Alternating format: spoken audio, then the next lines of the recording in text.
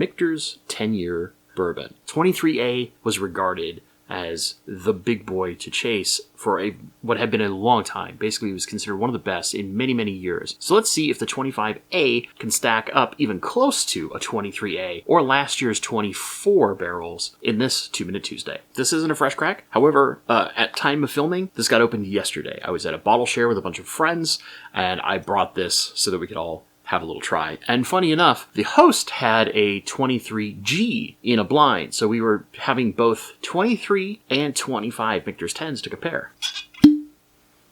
Good cork. Michter's 10-year bourbon. Color is looking wonderful, what you would expect out of a nicely aged bourbon, just kind of a deep amber tone. Despite the fact that this is only 94.4 proof, I think you can see right away there's some great legs forming here. So pretty good viscosity for the low proof. Let's get on the nose.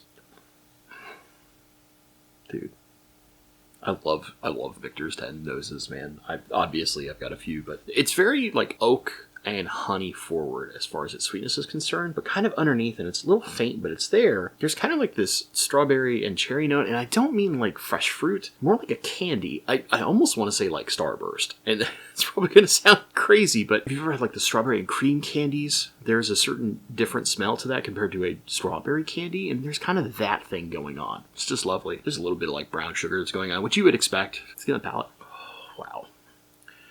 Wow. Up front, one of the things I love the most about basically all Michter's products is the way that their oak influence comes in. Between that oak, there's a honey sweetness, kind of like I got on the nose, but then it goes into like this lovely kind of sweet, those like candy fruit notes are definitely there. And I will say Starburst because it kind of reminds me of that, just not as chemically.